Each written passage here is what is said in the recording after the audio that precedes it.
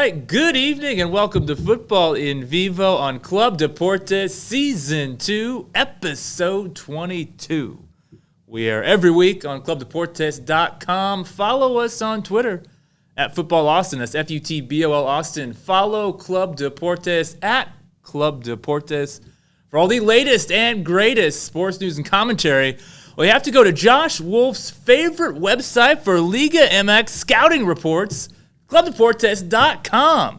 I am your host, Eric McCoy, and I am joined by a man frantically Googling, trying to figure out what the heck a League's Cup is. It's David Alvarez. Yes, the League Cup. It is. Hopefully you've done your homework, man. I mean, I know that we're playing with the Mexican team leagues, and we have a chance to play with Miami. I mean, yeah, we'll get to that. There is a chance, a small chance, but there is a chance. All right, I'm also joined by the only person who wasn't injured at Q2 Stadium on Saturday night. It is Jorge Chavez. Yeah, shout out to Miss Laura Gallo. She got injury report on that Lima slide, but Jorge Iturralde was next to it. He got injured too, so yeah, it was a rough one out there. yes, indeed. Well, hey guys, we kind of a little rotating cast of characters here. Last week we were in Studio 2 at Club Deportes. This week, Studio 1 in our new home here in this gorgeous new studio here in Cedar Park, Texas. Absolutely love it. As always, thank you to Club Deportes for hooking us up with this. Yep. This is just incredible. Yeah, very nice. And so let's not waste any time here, fellas. Yeah. Let's get into it. We got to talk a little Austin FC, as we love to do on this show. Yes. So a mixed week for Austin FC's final week before entering into League's Cup play. Had a 2-1 defeat in Vancouver that was followed up by a 2-1 victory over Sporting Kansas City at Q2 Stadium on Tuesday night. It was not a victory, as alluded to previously, that was without its issues, of course, injury issues, namely Sebastian Driussi and Danny Pereira. Right. Before we get to the starting 11 and the highlights, I want to just get you guys' overall impression. You two were both on duty at Q2 on Saturday night, so let's start with you, Jorge. What were your overall impressions of this match? I thought they started it off very aggressively. They attacked. I think they unexpectedly, for whatever strange reason, both Johnny Russell and Alan Pulido did not start the game. That was a Christmas game early. Christmas in July. There you go. I'm not sure if the coaching staff knew about it ahead of time or whatever, but I don't think they really paid too much attention on who is starting on the other team. They just like to play their game, but it made it much easier for sure to not have those guys starting. Yeah, absolutely. To not have Pulido, to not have Johnny Russell. Their leading scorer, by the way. Yeah, absolutely. And Pulido, a bit of an Austin FC killer. Yeah, he's had a lot of played very well against them. FC. Yeah. So that was a huge break, I think for Austin FC. And definitely the first half, Austin FC out of the gates quickly, up 2-0 by the 20th minute. Right. Got a little dicey late in the second half. Yeah. You had the Sporting Kansas City goal. But ultimately, the second half, just a suffocating, I think, second half performance from Austin FC, where Sporting KC didn't really get a whole lot done. How did you see it, David? You were on the field for this one. You got that field level press pass. Mm-hmm. I assume you're working down there. I assume you're taking all the photos and getting a little analysis going. What did you think of the match? Well, I think the same, kind of very similar. For me, it was kind of surprising. The first two goals, I was like, wow, that's very effective, very early on. And I was like, I was kind of expecting for more, but it didn't come. But Tommy, come on, man. I wanted more reasons. I saw Zardes scoring, so Finlay. But tell you the truth, I was very unimpressed with Kansas City. Kansas City. Wow. I was very unimpressed with them, and I didn't. I mean, the second half, they had more possession. For the first time, and his team has more possession than Austin, but they weren't able to execute it at all. So here's a little stat for you, David. Sporting KC, second half, just 0.09 XG. That is very bad. Very bad. very, very low amount of XG. And it looked it. They did not look like they wanted to attack. I don't know how you guys felt about it, but And, in the first half, whenever you have Pereira go down, you have Driussi go down. You start the second half without Zardes. I'm not sure if there was a precautionary thing why he came off. I don't know. Nobody would have asked. Really. I thought he was having a very good half. But to lose those three guys in the second half, then SKC are bringing on Polito. They're bringing on Johnny Russell. You expected a turnaround. It was not going to be a good. I thought we were going to be having a much more negative conversation this be week than more we're negative. having, right? Yeah, they were a totally non-factor for whatever reason. Yeah, absolutely. So there is the starting 11. I think other than obviously no Alex Ring these days, as he is dealing with his own injury issues. To me, that's about as good as it gets for Austin FC. Yeah. Starting 11. Yeah, that's consistency. I mean, pretty consistent the last month. Yeah, for the last like you said, last month. Yeah, it's been last 4 or 5 games. And if you want to test your eyesight, down there at the bottom, we got Brandon Craig, I think, as a substitute that wasn't ultimately used, but that is exciting to see. I mean, Kip Keller, I think, is doing okay, but he still has. There are moments with Kip. There are moments that a little heart in the a little nervy watching him for sure. Yeah, but I think he's getting there. Not the same growing pains as Danny Pereira. Because if we recall, Danny Pereira had a lot of the same type of issues that he was. There we go. There you go. That he was being outplayed a little bit. Got a lot of yellow cards. Got some red cards in his first season. So some growing pains, but they didn't have anybody else really. So they threw him out there, and I think that's kind of the same situation with Kip Keller nowadays. But again, I think Austin FC. Starting for Austin FC 2 has helped them, has calmed them down a little bit. Plus the guys around him, pretty rally around him pretty well. And he almost scored too, by the way. Yeah, he did. And that must have given him a little bit of confidence as well. Yes, he did. He seems like a center back that on set pieces in particular, getting forward in the air can be a threat for this team. Right. But if I recall on the play that was a free kick, that's when Danny Pereira was fouled and he got injured. And it was 7th minute, more or less, and fell on his right shoulder, I believe. Yeah. And he was just not the same after that. Yeah, you could tell that he couldn't even lift his arm. Yeah. And I don't know how bad it is, prognosis going forward, but it looked pretty serious. Yeah. It didn't look good. You need to take care of that one because it affects a lot of people. If it's not taken care of, it can last for a long time. Yeah. Because Radovanovic had the same type of injury. I played through it, but playing midfield and playing defense is not exactly the same thing for a shoulder injury. Yeah, slightly different vibe there for sure. Now, if we can perhaps go ahead and get rolling with the highlights here, I think it might be time to kind of dissect this one here as we are wondering every week. That's what we're looking for. Yeah, and I think this is when he got injured. I think this is a little before the injury. Oh, yeah. Oh, no, okay. He fell really hard on the right shoulder. And and you could tell clearly he was just not comfortable right after that. And there's Kip Keller's almost goal. He put a head. He got ahead to it, just a little bit off target, but it was a good opportunity. Look at that! The referee did a nice. He did through legs, good finta, as we say in Spanish. Yeah. But there's our all-star, if I'm not mistaken, Gallagher. And that was like a typical Zardes goal, right? Like he didn't make the header, but he put it in the rebound. And if at first you don't succeed, David. Yeah, and that's really all you can ask from a guy like that. Just put it in play. Mm-hmm. And Zardes is very good at doing that. And it was Gallagher that did the gorgeous ball there. Our all-star, So the assist. And just good reaction. I mean, he could have kind of gone out of position a little bit, but no, he stayed with it. And sure enough, it was right there for Zardes on the rebound. But then not even a minute later, I guess, I got to say that's probably the two quickest goals, one to the other. That Austin and Alf's history. Oh, yes. Beautiful left there. Great definition. I mean, I was in 300 game. 300 game. 300th game. 300th Wow. game, for- and He's putting together a solid career, man. He's right, feeling- and we may or may not have audio of it later, but Jorge Duralde asked a really good question of how he felt after 300 games, and something that he brought it up that it's a grind and all this kind of stuff, but he says he did not expect to be where he's at now, especially since he's tore his ACL. Yeah, that's in what he mentioned. 2018, and that was like 160 games into his career.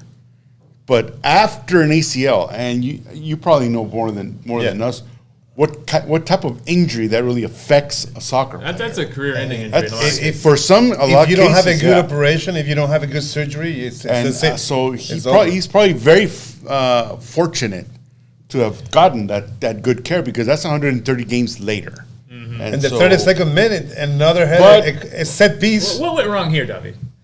I mean, I don't know if there's anything wrong with this, but I mean, nobody's guarding him on this. No one was. I But think they it's- just forgot to mark him. I Yeah. think they lost to mark. Lost he him. came from the back. Oh, you yeah. have and, Cascante and Gallagher were the closest Austin FC players to Rosero. yeah, was Yeah, nobody guarding him. it seemed Nobody like- guarding him. And it- Gallagher and Cascante were with one player. They were marking should the have same been player. with them. Yeah. Marking the same player. So they should have been. But to be fair, I mean, it's his second goal in MLS, I think, or in the season. I think this is worth pointing out for Austin FC. I mean, this is kind of a recurring problem in terms of Yeah. set piece XG allowed. Only 3 teams in MLS have allowed more.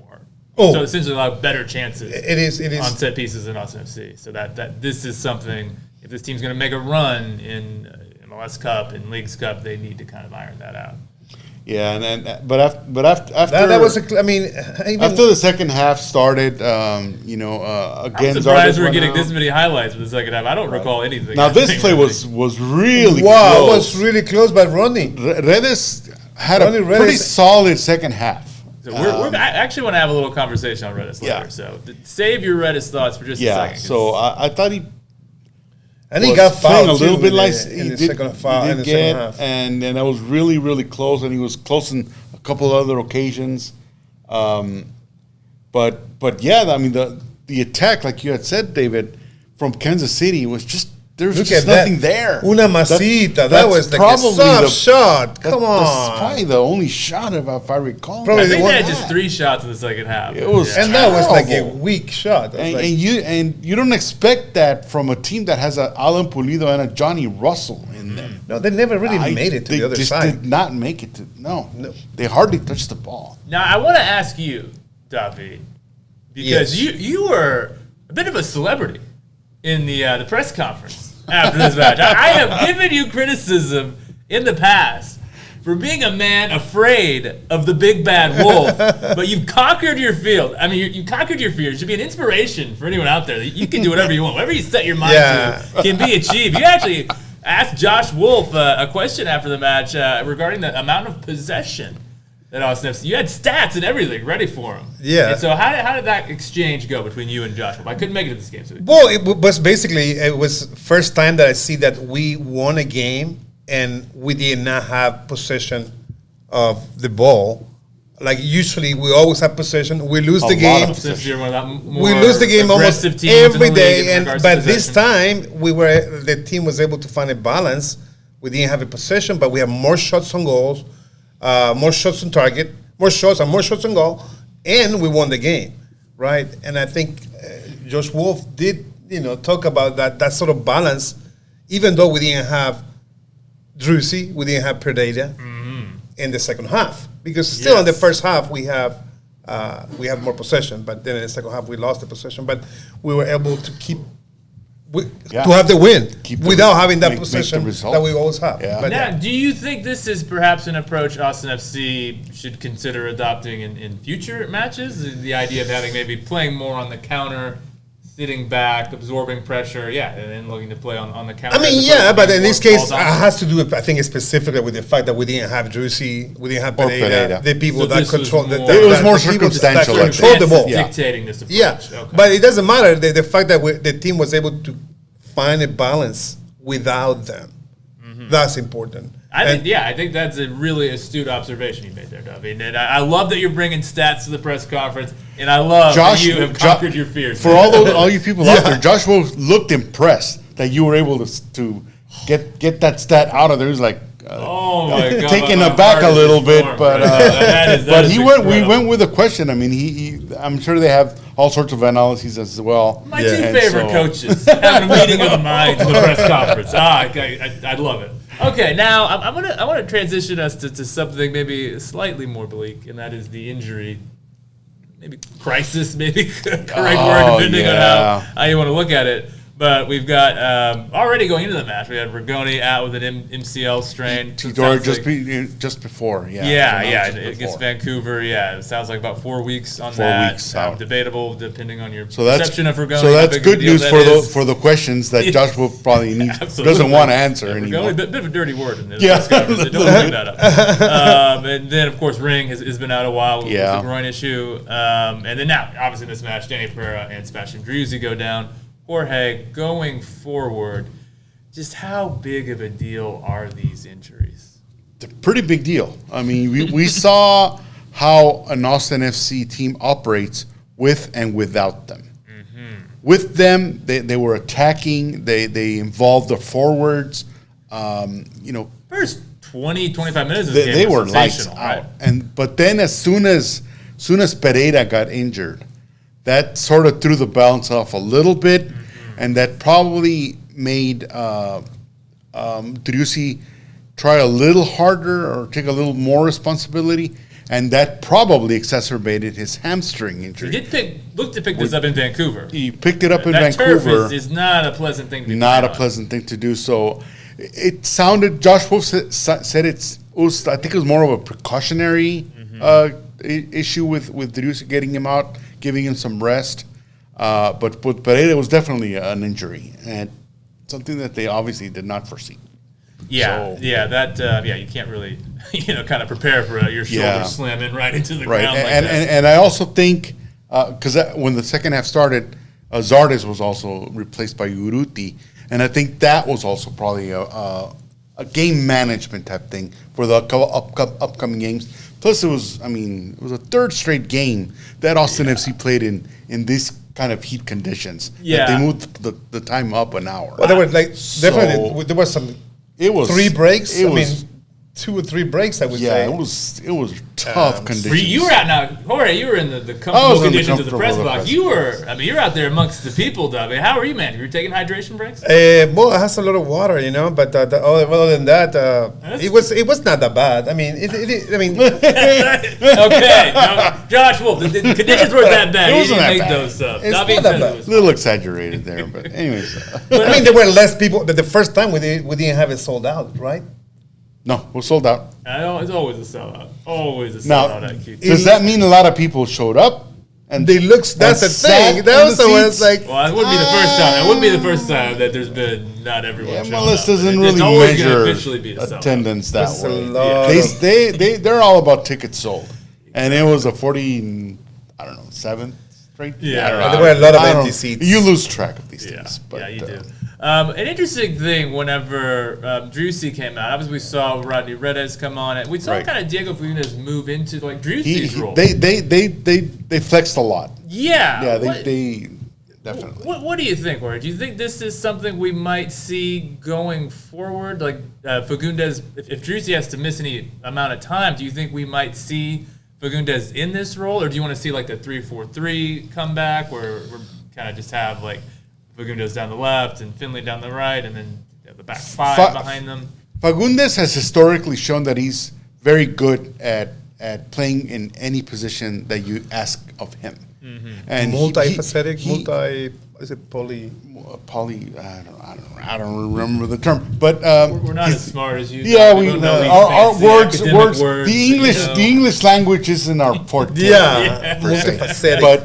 But he's very flexible. Mm-hmm. So he's very adaptable to whatever's happening on the field. So obviously when the team saw the Driussi coming out, for Valencia it was more of a defensive versus offensive replacement. So it wasn't that bad. But for Driussi, definitely. So you could see Fagundes was more involved in his role. I think it is interesting, the idea of Fagundes playing in that role, because Fagundes is, I think, more provider than he is finisher, whereas Driussi is kind of the other way around in that position. So it would be interesting, I think, if Driussi misses any kind of significant stretch of time, maybe see Fagundes, a little closer up to Zardes, maybe being able to facilitate to Zardes a bit more. I think that could be interesting to see. If that doesn't work, the 3-4-3 was a success in the kind of middle portion of the season, so I wouldn't mind seeing a return to that either. Yeah, because, at least it gives opposing teams a different look.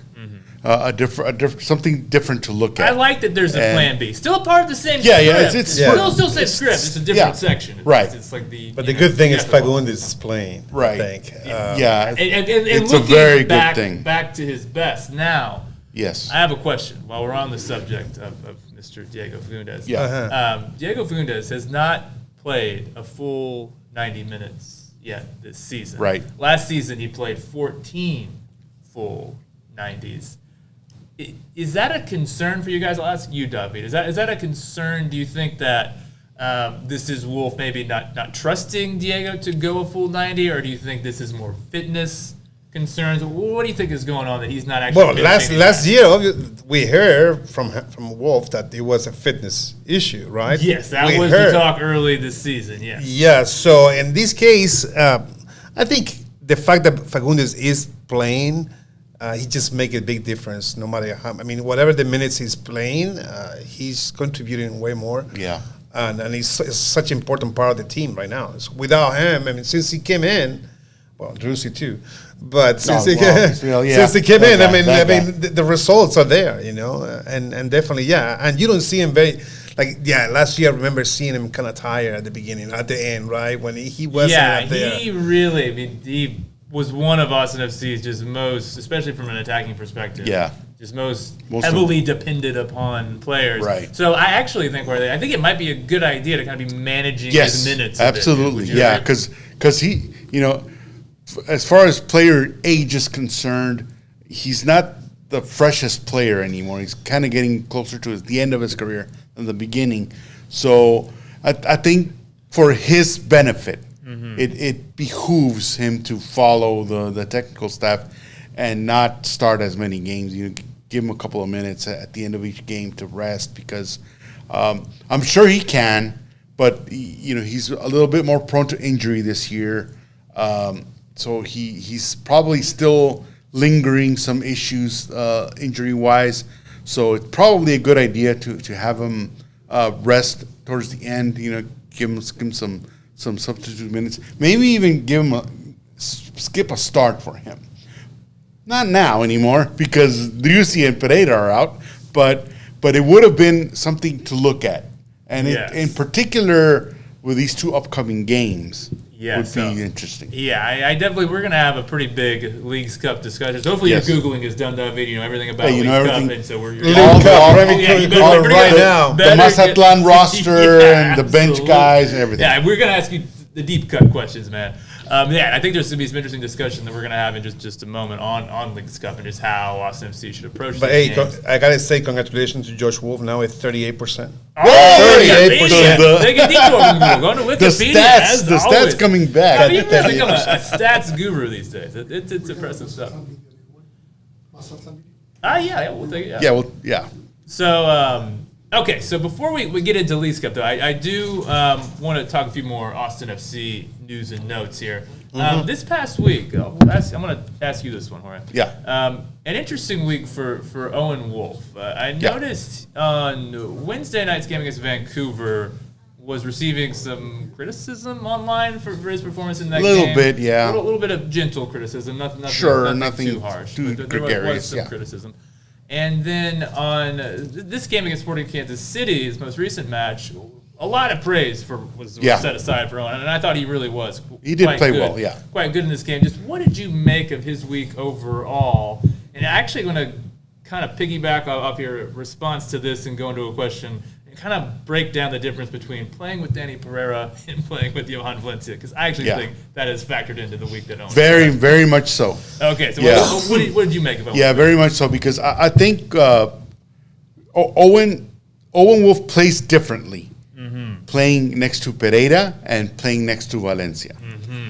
He's very good at both, but he tends to be a little more. I think he sees a partnership with Pereira offensively, so he's a little more more forward. I think when he knows that Pereira is there because Pereira is more of a box to box midfielder. Valencia is not. Valencia, the word that comes to mind with Valencia, and I thought he was actually okay against. Yeah, he did. He's a good player. But the word that comes to mind is just limited. He's limited in his range, right? Limited in his passing range, and he tends to concentrate or be better at as a defensive midfielder. So that sort of gives, kind of gets into Owen's head probably a little bit that he needs to be a little bit more offensive minded to help Driussi out. But I think he adjusts well to whoever plays next to him. So it's just the rest. I think the rest of the front players and Driussi to kind of recognize that, to see that Owen's a different player depending on who's next to him.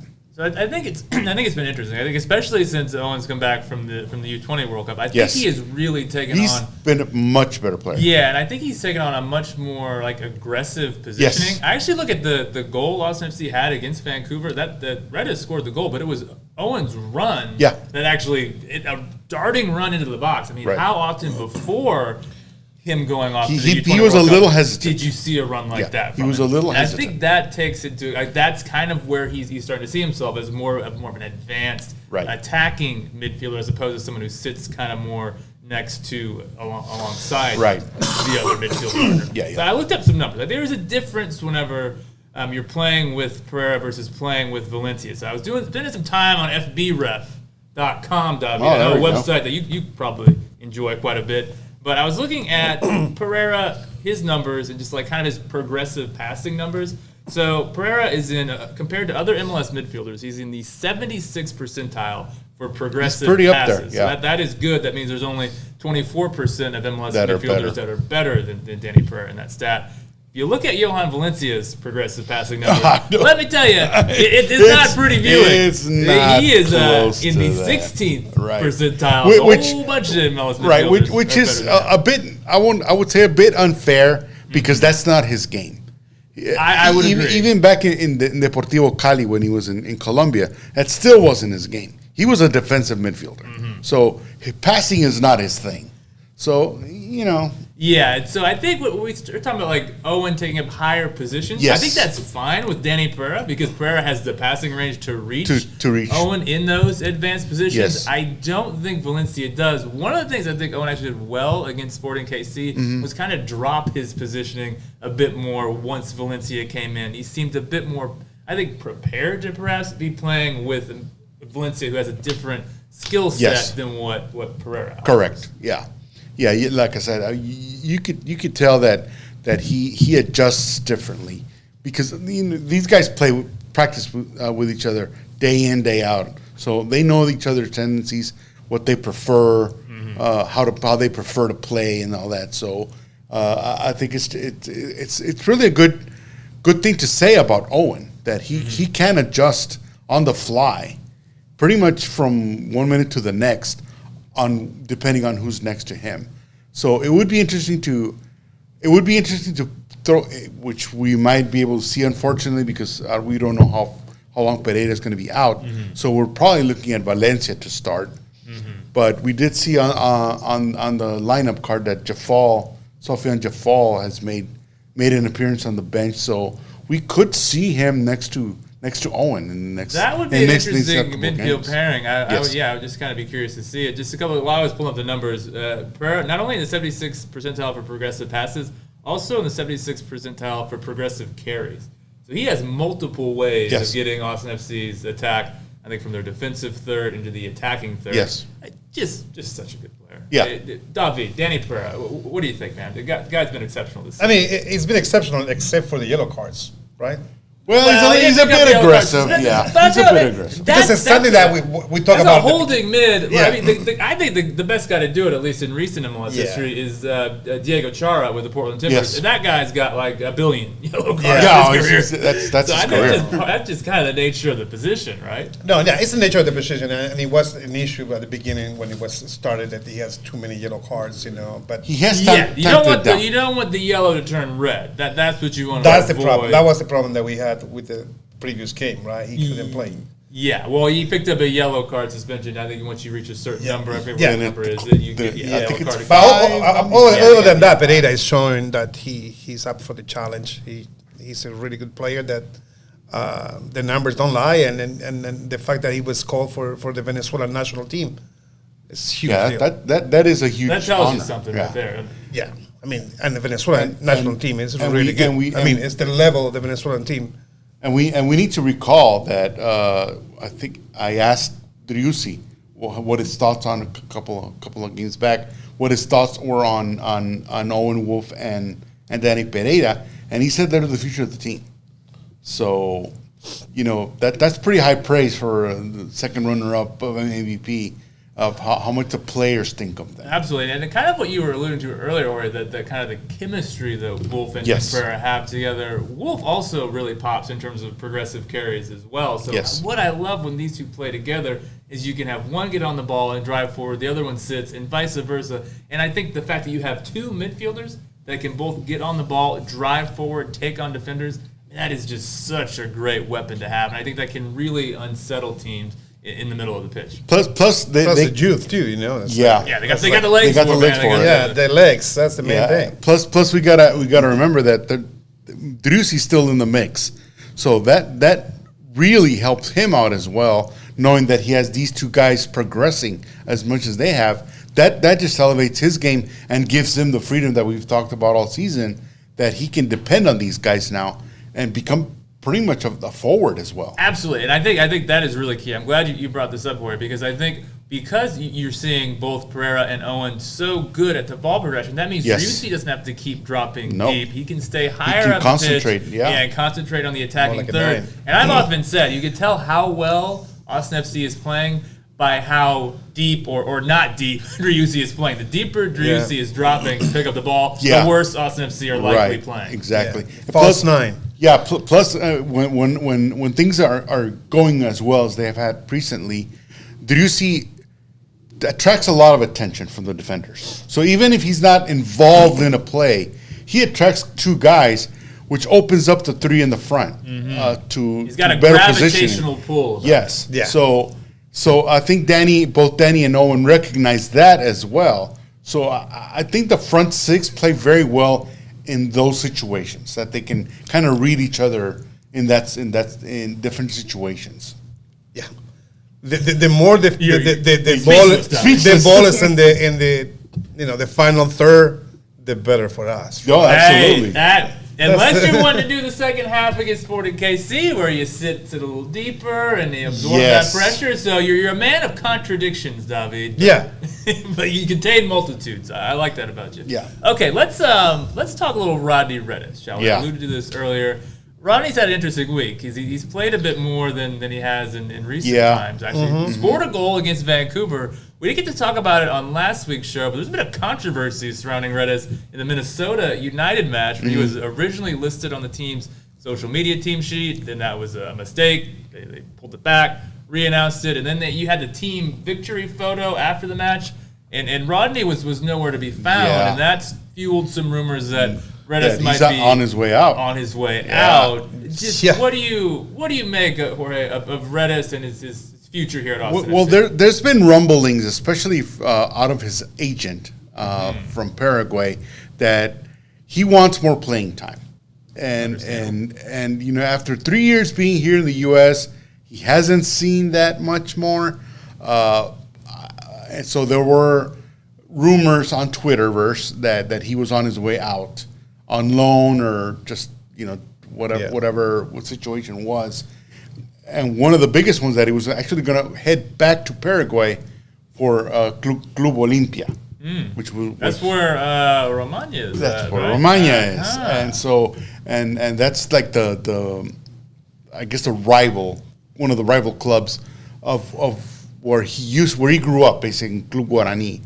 Club Olimpia is like the rival. Okay. So I didn't put too much weight on those issues, but still, it has some legs because, it's probably what we complain about all the time, but we don't have access to the players, so we can't really ask them directly. No. We are assigned a player that after those. Rodney had that stretch, but he kept getting on the elevator with us. He was like he was leaving with the media. Yeah, he was. We caught up with him a couple of times. Yeah. Very pleasant guy. I do love me some Rodney Redes. But because we don't have that kind of relationship with the players, we don't know what's going on. So we couldn't really ask. And he wasn't going to say anything. So, but the fact that he played and scored in Vancouver and played significant minutes and played well in this game may put those to rest, because if you're going to trade a player, you don't really play him all that much, or you didn't even call him on the bench. Well, but with the injury situation that Austin FC has, that you're going. I'm sure that probably played a role. That's factored in. Yes, David Rodney Redes, does he have a future at Austin FC? I mean, yes. I mean, he had 2 goals this season, and he played. I saw him playing, from the sidelines. What did you make? You're the David Alvarez first-hand eyewitness account. There was I took a video of him like controlling the ball, taking in 2 or 3 players, and he got a foul. Right, against he's Kansas very City. good at that, by the way. Yeah. And I was like, wow, that's Rodney Redes. Yeah, he's like, well, he's taking a role that was it was not like the usual role that he does, but he was taking like sort of more like more of a managing the ball, right? That was just like very impressive. I've never seen him in that position. Usually I see him like coming from behind, getting a rebound and scoring a goal once in a while, like twice. Right, but yeah, I think I see a future in there. Definitely, he's. I was going to ask you guys, how old do you think Rodney Redes is? It might be 22. I think he's 22.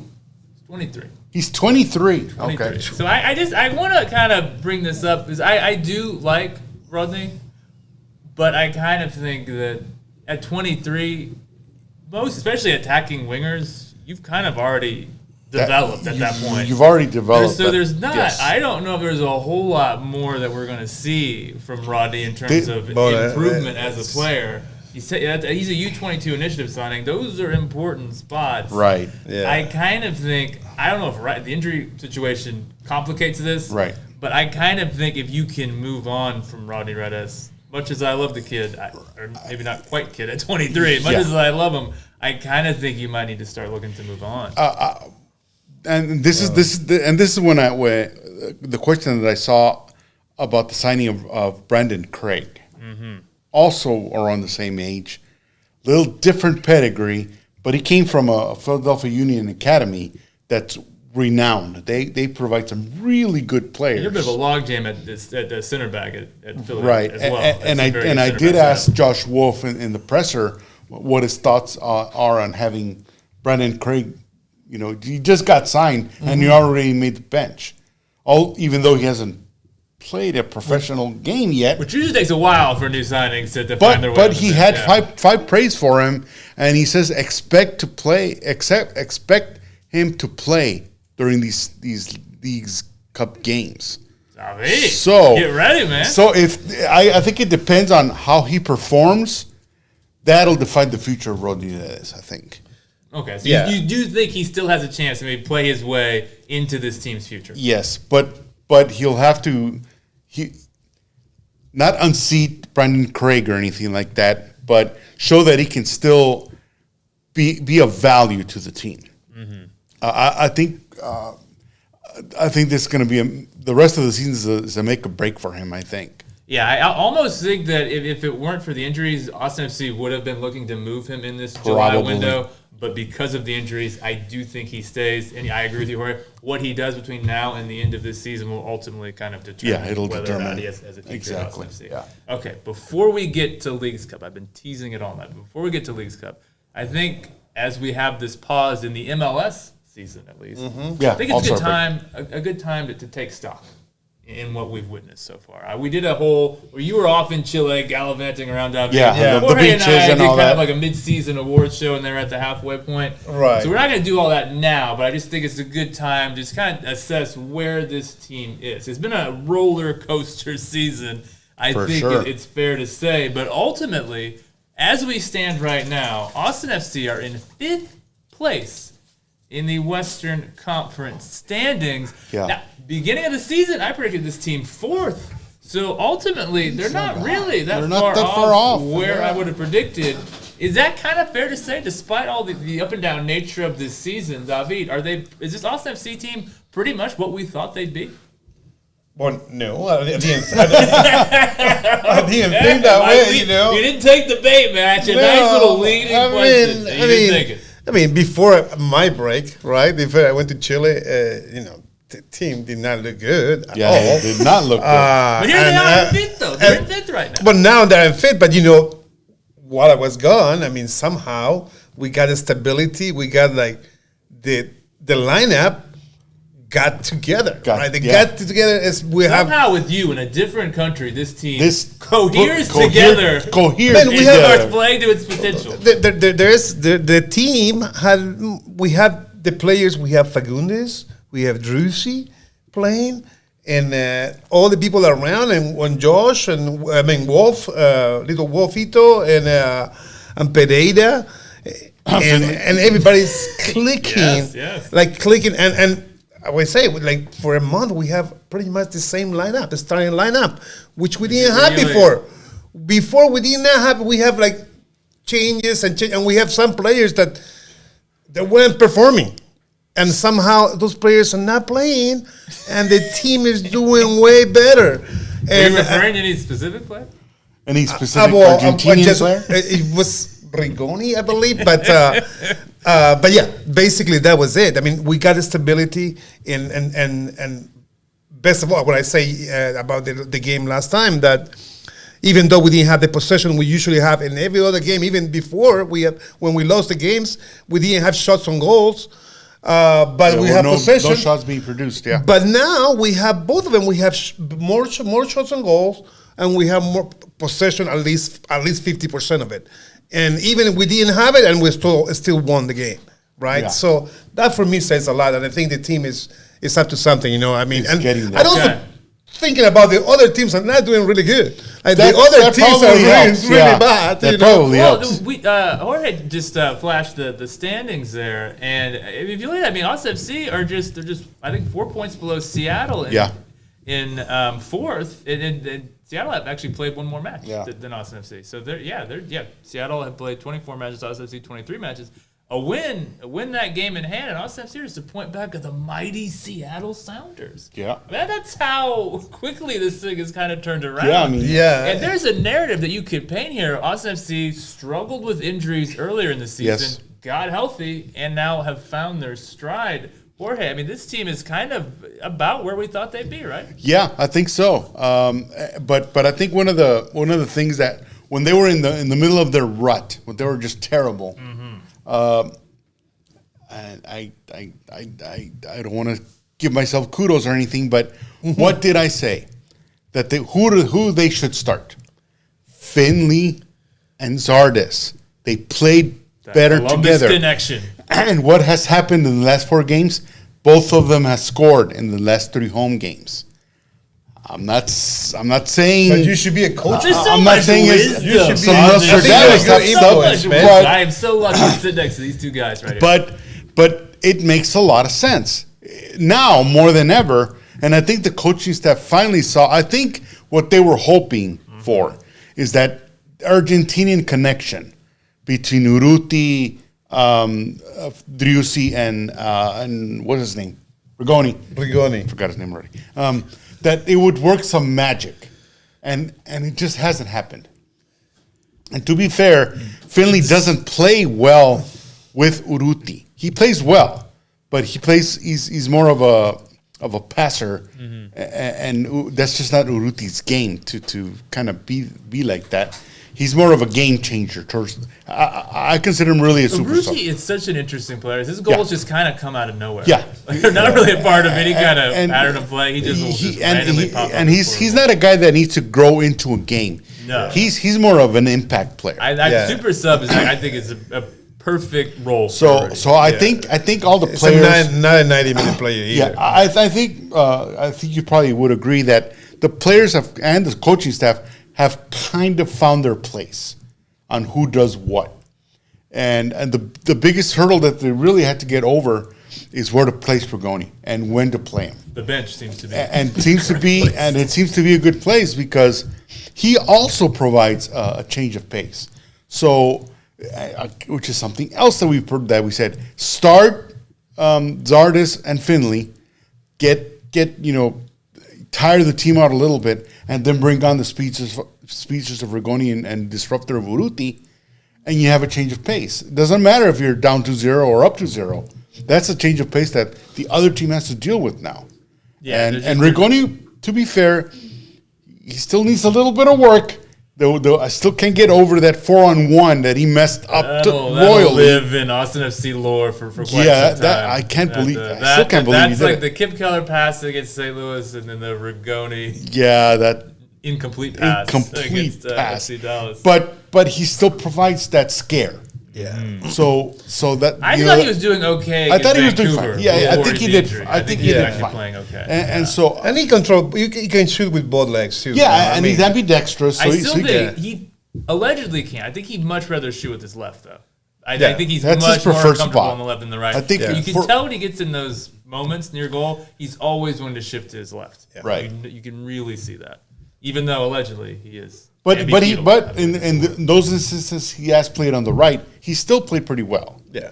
In fact, he probably played a little better, I think, on the right. Yeah. Even though it's not his preferred spot. Consistently been his probably better position. Right. Yeah. But you got Driussi and Fagundes on the left. Yeah. So little tough. Little yeah. Too many people there.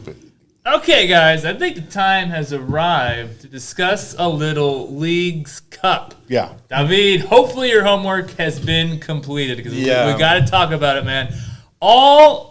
Every MLS team, every Liga MX team is playing in this thing. It's going to start with groups of 3, bunch of groups of 3. Top 2 advance, and we go to a round of 32.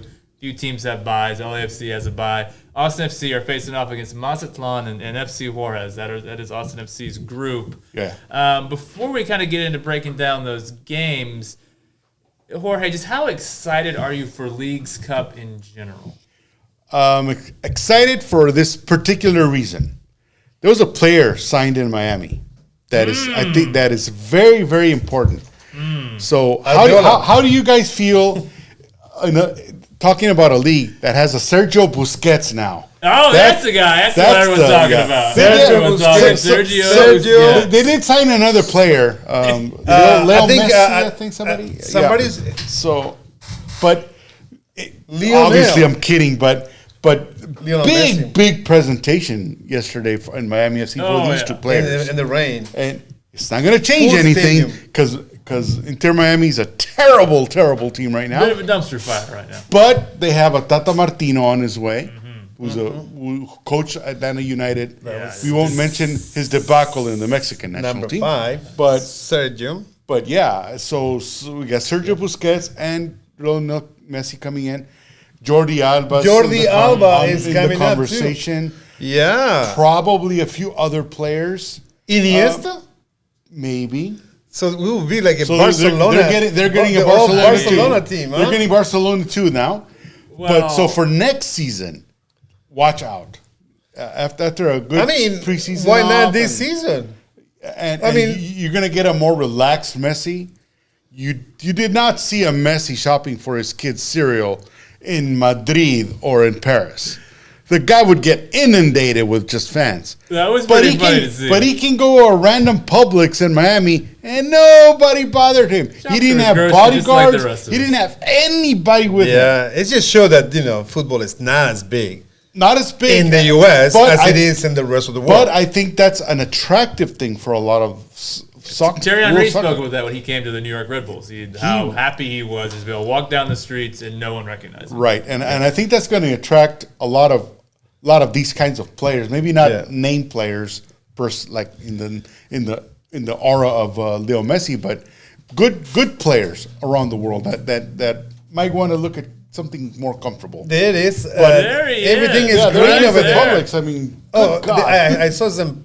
This kid's got an Austin FC Pictures. shirt on, you think? Austin I- FC. This kid's a They Austin FC put- fan. Huh? Yeah. probably have a little. It looks a little different. From Everything is perspective. It's the alternate green, kid. but the other thing is important. I think is the fact that he chose to be in the U.S. and the MLS and not in Saudi Arabia, even though it was offered way more money than he was offered Even to though be in the Cristiano MLS. Ronaldo insists the Right. Saudi Arabia League is better than MLS. Not so sure about Got that. that. I'm not- But anyways, bringing all that back to the discussion, obviously it's going to be Leo Messi's first game against Cruz Azul. Friday, Cruz Azul, For- same time for Austin League FC, or same night anyways. Right. Austin FC are taking on So that's going to bring a lot more eyes, a lot more South American, specifically Argentinian eyes, that maybe have not paid attention to MLS. So it could be a boon to see, and this is also something else that Wayne Rooney alluded to. It's not an easy league. So anybody expecting Messi to come in and just score 10 goals a game is in for a surprise. Do you think He this is not good gonna- that he's making his debut in Leagues Cup as opposed to MLS? This is going to be the first match that he's playing, and all eyes are going to be on this I think new competition versus the actual marketing league itself. wise, I think had a lot to do with it. I mean, when you can, I'm sure Don Garber and the Liga MX owners want to see this tournament succeed. Absolutely. Because I think it's a much A better. lot is invested in it. It's a much better. But also, it's a competition product. to the Women's World Cup. It's going to be the We'll same. get to that later. We'll get to that in a Same minute. timing. But there's a lot of soccer this There's so summer. much soccer. Oh my God! But I think they really want this to succeed more than the CONCACAF Championship. Okay, Because yeah. the CONCACAF it's obviously more CONCACAF wide. You know, you get Saprissa and all these, Marathon and all these players. But let's be honest, they don't advance very far. So by the time you get to quarterfinals, it's MLS and Liga MX teams. So, and I also don't think they take it as seriously as they probably should have. But we'll get to that, how it affects Leagues Cup, because I think Leo Messi kind of changes that mindset. So you think Messi's involvement in this competition immediately legitimizes it, immediately makes it something that think teams so. will take seriously? And try to win? I think that's what MLS and Liga MX owners hope it does. But I think it's another good important point that I just find out is there's no ties in this league. Yeah, there's no ties, so it's a shootout. It's a shootout. It's a shootout. You get Which- 1 point if you which tie. makes it more interesting. Whoa, David! In I the think your shoot- phone oh accidentally my got hooked up to the screen. What's going on there, man? You gotta take that off. There's a shot of Cristiano That's a Ronaldo shootout, looking man. at the League's Cup. He can't wait for it. He See can't how wait for it. Messi plays in his first game Yeah. against Cruz Azul. But anyway, it's going to be exciting to see penalties again. You know, if it's not, You are it's one a of penalty I think- shootout, and it's and gonna you be get 2 points. Yeah. If you and it's going to be something interesting for both leagues. I guess I don't like that. I don't like that at all. If don't? in group play, it's a draw. If it ends at 90, it's a draw. Knockout round, okay. Well, I'm talking about the But in group excitement that play, the I game don't- is going to show. I don't like it. I mean, So it's going to be penalties immediately Immediately, after yeah. regular time. so after So regular there's time, no extra time. No, Oh, that's no. terrible. Okay, exactly. That's exactly. wow, it's exciting, man! It's going to be penalty shootout. That's my favorite. But Makes it a very. well, And I'll tell you what, I don't like the idea of, again, we've talked about this before with MLS, when they try and do things like differentiate Yes. themselves from the rest of the world. like the and rest of 90s, the world what was that doesn't. shootout that they Yeah, did? the hockey Oh my style God. shootouts and all that Yeah. kind of stuff. I just don't like that. It makes It looks- looked interesting, Yeah. but for purists, especially with all Yeah. these new eyeballs coming over with Messi, I don't care for it. I just don't like it. yeah, especially with all I- international media now looking at the games. Argentinian media is going to laugh.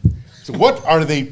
They do not understand playoffs, much less penalty shootouts without extra time. And I mean, this thing's so a bit it's unruly gonna with be- all these it's teams. Though gonna you be get a a lot lot of of Argentinian round of players. 32. I mean, it's a little. Yeah. It's a lot to absorb, Leagues Cup. I have to say. Right. Plus the fact also that even though it's Liga MX versus MLS, all the games are going to be in the U.S. Which So I'm not a big fan. I would have rather have seen involved both. Yeah. both nations. It's a very similar or three setup nations to the if World we Cup, include though. Canada. Yeah, but it would actually. That's a good point. It would have been a good trial run to see how 2026 happens. Absolutely. Yeah. But what's going to be strange to me is, say, God forbid, both FC Juarez and Mazatlan win the group and Austin's out. Where do they play? I'm sure they have a plan in case all these Mexican teams make it, Which could that they're very not going to well be happen. able El to Paso. play. They're playing El Paso. Why not? That'd be great. But by the way, That would be awesome. yeah, but that's what's As the metropolitan area of that's Juarez. the only complaint other than the penalty shootout. The other complaint that I have that they should have involved. It's probably a quick turnaround. That's probably why they planned it here for all in U.S. But I think for the future, I would like to see that Yeah. to involve all three nations. I agree, and I just you alluded to it earlier. That there is still a CONCACAF Champions League. I think rebranded CONCACAF Champions Cup now. Yeah, Is what it's called. they renamed it or something. I'm just trying to think, like, if in Europe, if like the Premier League and La Liga decided, hey, we're gonna do a Leagues Cup, where we do a competition, just us, Right. leave Germany, France, all you guys, it's just gonna be us. And I would just say you already have a competition where these teams play each other. It's called the UEFA Champions League. Yeah, If you want, just retool that a bit. If you want to see more of these games, which is what they're doing, right. I just don't really. This is just like such like a brazen like money grab, and it just there's so much. There's so much soccer, Sure. and there's so many. We're going to get an expanded Club World Cup. I really sincerely worry about just the Oversaturation. health of these players. This is the hottest year on Earth, Apart from in like that, in the world, 100,000 in the years. northern world. hemisphere. And you're in the playing world. more games than you've ever played. I what's going to end up happening? I'm going to end up watching this and probably enjoying it, but on principle, I'm kind of against the notion of it. Yeah, I'm against it in the sense that what I think to counteract that, I would like to see the rosters expanded. That's a really good point. Right now, there's 22 player rosters, if I'm not mistaken. Only 18 get to suit up, if I'm not mistaken again. So if they tweak that a little bit and change it to maybe you have 21 players available and have a roster of 25, to counteract all these players, and the heat conditions and all this kind of stuff, and get them better acclimated to their teammates and all, instead of having replacement players like Violet did, that they just got guys off the street and they still won. But I think it'll be a much better product with fresher players like that, especially with such a long season for both Liga MX and MLS and all these extra tournaments that they play in. I think it's just a smarter move. I got a question for you, David. Who has the advantage right now? MLS, they're kind of getting towards the second half of their season, into the second half of their season. A lot of games in the heat, a lot of travel. Liga MX, they have just started their new campaign. Yeah. To me, it seems like those teams will have a pretty good advantage. They'll have gotten their preseason out of the way, gotten a few matches in. They should just now be starting to hit their stride, whereas these MLS teams are coming in pretty beat up. They're coming in pretty beat up. I think so. I mean, I'm with you. I think for the Liga MX, it's going to be better. I mean, it's going to be kind of a tryout to see how things going. Don't forget then September 10, I believe. America will play America's playing Tigres of Monterrey here at Q2 Stadium. Yes. So there will be more practices for the Liga MX game. So it's more like a practice time for them. And I think, definitely it's going to be more benefit for the Liga MX than for the MLS, because that seems like that's a part of it. Trying to get more Mexican teams playing games in the U.S. Lest we forget, Liga MX is by far the most watched league in the U.S. Yes. Yeah. It does. Yes. Laps around, Yes. even the Premier League numbers, Yeah. certainly MLS numbers. Yes. So it seems like that is kind of a part of this. Yeah, I guess give U.S.-based fans of Mexican teams a chance to go watch. And that goes back to the money grab situation that we're talking about with this Money tournament grabbing, about Leagues Cup. But to counterbalance that, if we talk about the CONCACAF Leagues Cup, whatever it is called now, That's the opposite, because that happens in the off season for MLS teams, and Liga MX and everybody else is in the middle of their first season. Yeah. So that's why that tournament is a little odd, because that kind of turns the attention of some of the MLS teams to the start of the season, with some of the better Liga MX teams. Yeah. So they have to concentrate that more, and I think that's what happened to LAFC in Seattle, because LAFC probably concentrated a little too much on those first few months of the season, and they're suffering for it now. I think the main team that's going to benefit from this is going to be Inter Miami. Inter Miami, I think, for me, it's going to be more benefit than anybody else. Why? Because they get Messi and Busquets. Well, Because they will get new players, Messi, Sergio, Tata Martino will be getting back, and they might qualify for the playoff. Tata Martino, that's a dirty word on this show. Yeah, we don't talk about. Let me ask you guys this though.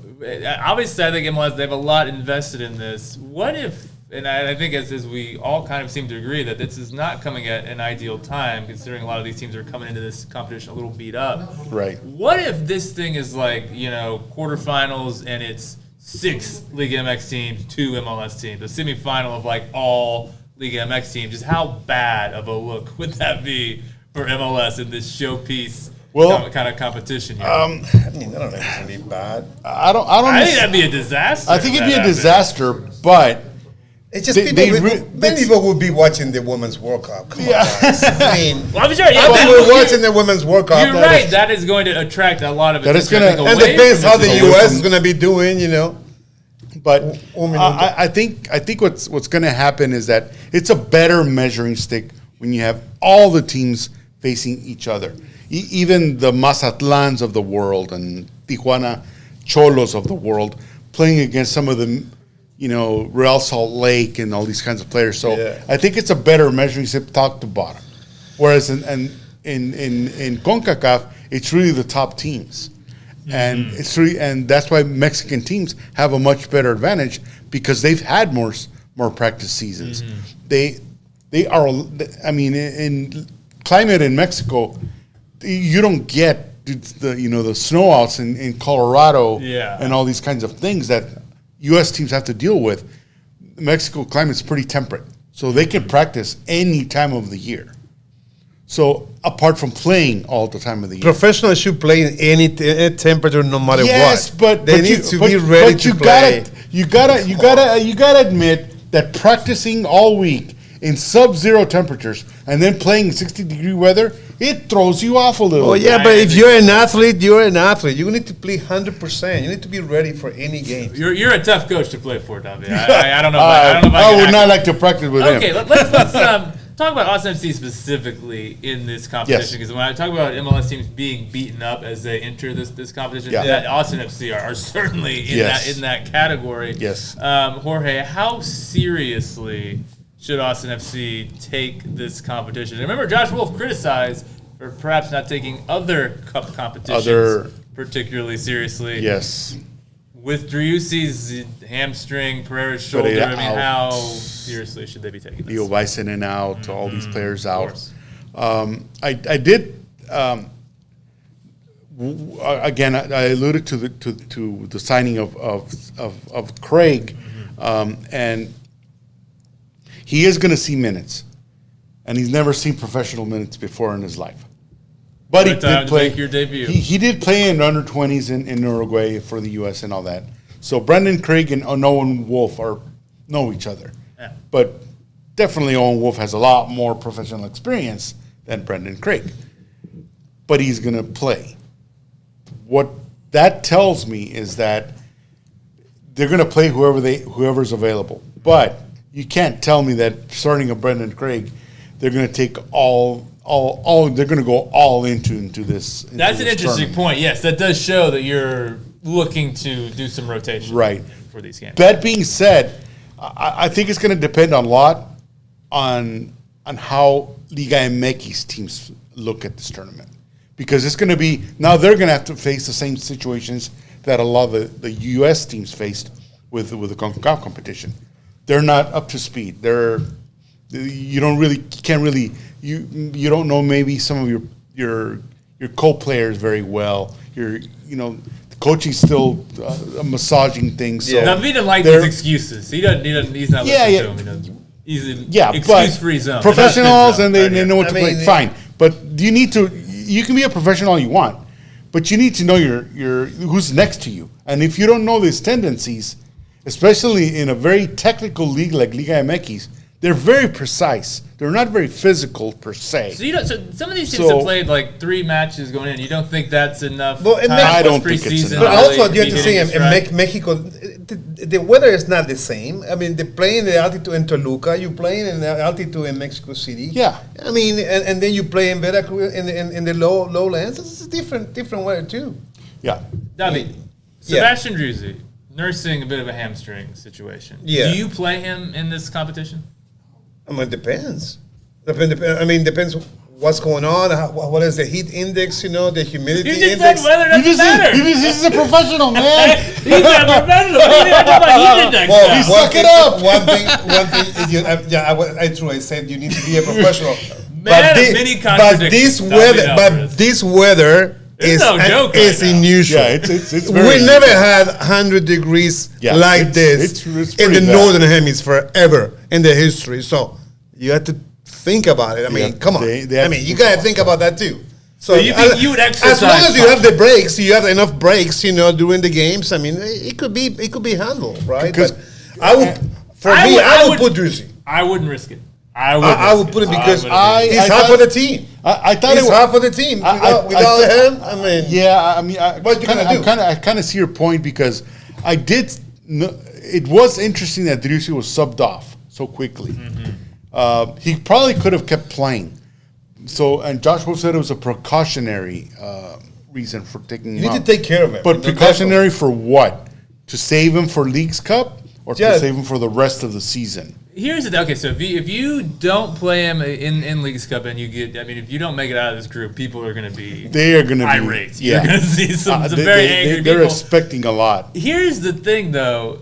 People will get over it, right? Because you have the stretch run of MLS, and everyone's attention is going to soon, once we get to August, past the Women's World Cup that everyone's going to be watching, people are going to be focusing on that stretch run of MLS, the playoffs, what Austin FC does there. I think that's what ultimately defines this season, right? Not what happens in this competition that, frankly, I don't think Austin FC have much of a chance at winning anyway. I don't see that. No.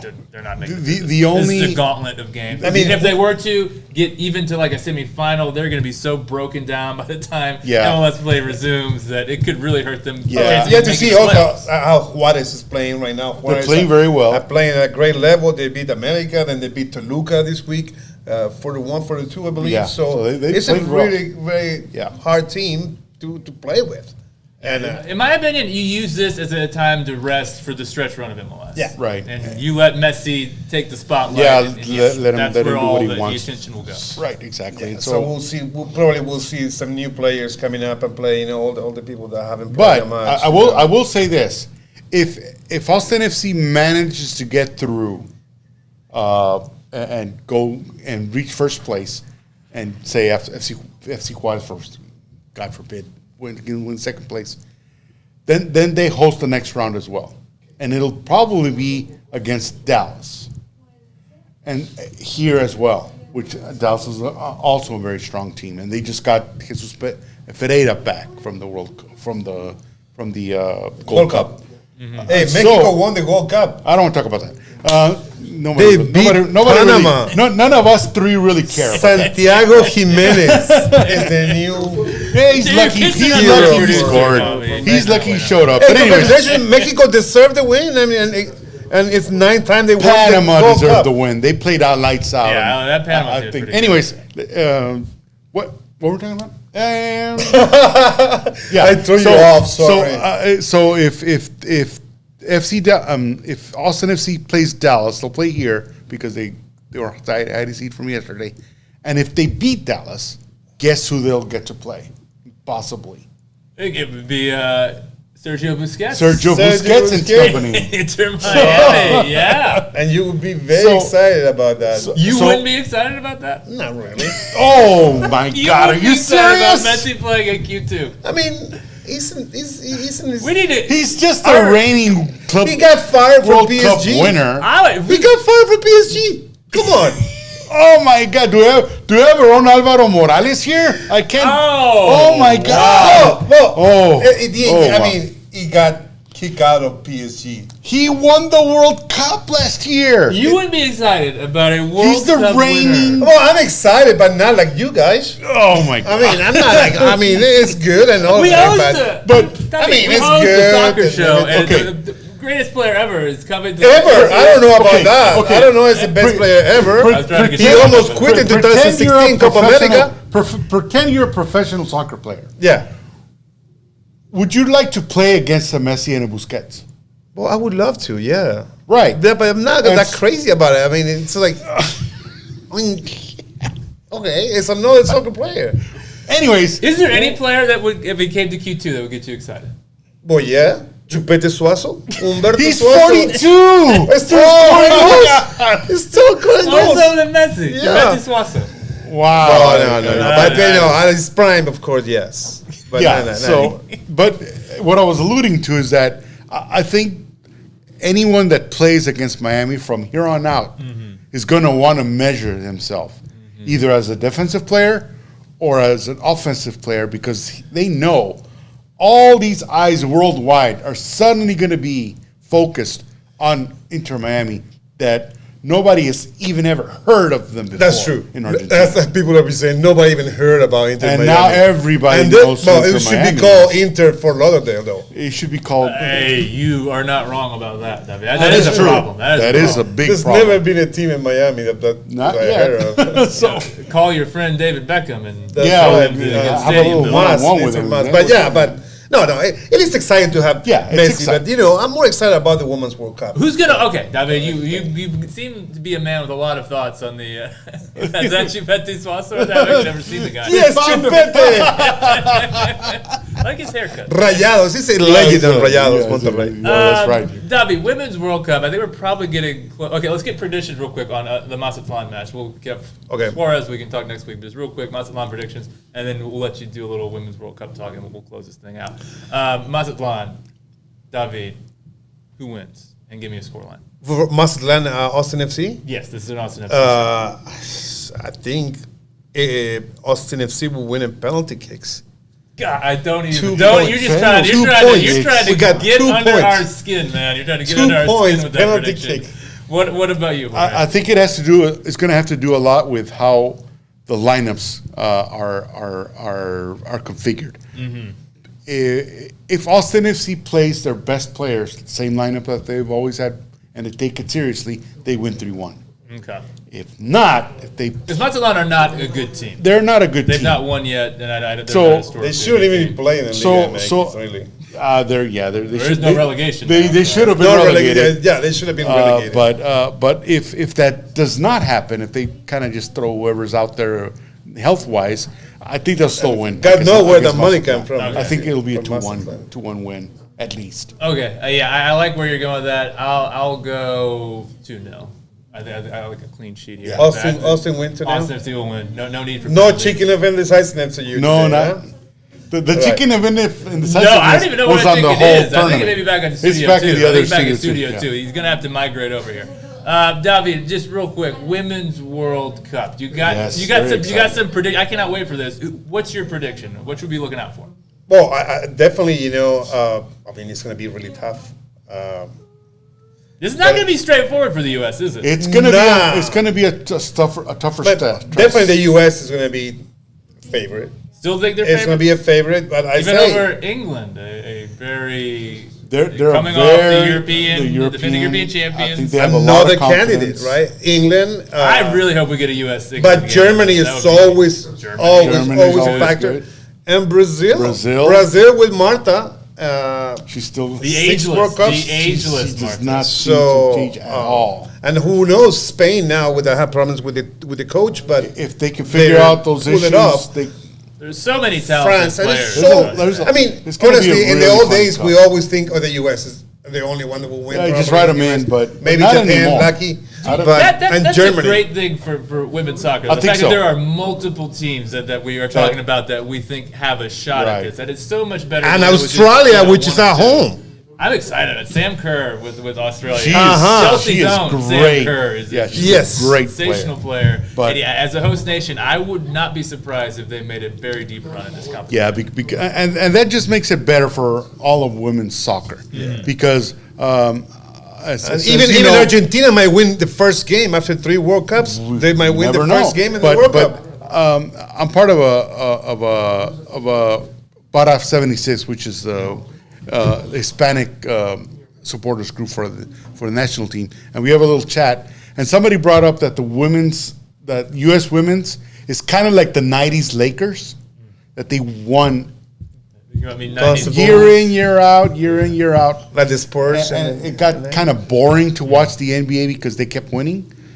They said that they hope that this is not the case with the U.S. Women's Cup now, that there actually is some competition. And I think England, Brazil, Germany, Sweden, they could provide some little Well, pushback. remember the Swedish. I knocked the U.S. out of the Olympics. Yep. That Yeah, is something and the that Swedish keep an eye on. coach for Brazil. Yes. That won the World Used to Cup be with the coach. U.S. Yes.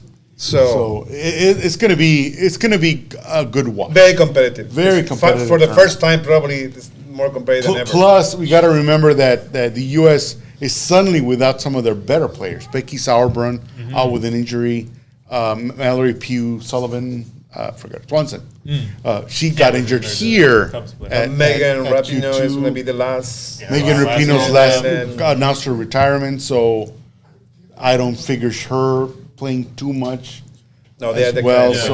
So, Yeah. I think they're vulnerable. I think the U.S. is It is going to vulnerable. be a fun tournament. I'm just hoping for a U.S. England game. Absolutely. I think that would be That would be- I awesome. predict That would Vietnam be- is going to take that it all would the be way. wonderful. That is quite a bold prediction. What this means, David, is that you got Women's World Cup, Leagues Cup. You got to just be watching a ton of soccer. It's clear off your calendar. You can do nothing else but watch football. Just do a couch. I mean, for the next do the month. couch potato Thanks thing. God that the Wimbledon tournament is over because Oh, there yeah. was so much Wow, that's a Wimbledon. wow, Cup wow, that that's a that wow. Spaniard that won. Oh, that was If we did tennis in it was a Vivo, I would have great. some thoughts. Yeah, That was amazing. Well, Really that's great for the stuff. next show in tennis. All right, but hey, it's been fun. Loving the new studio here. Thank you to Club Deportes. Thank you to the boss running the show. And thank you to Gio. Thank you to Gio running the boards for us as well. And a shout out to our friend Jerry Lopez, who's no longer I didn't want to say it that way, no longer with us, but Still alive. he's still here with us, but he decided to depart the show. So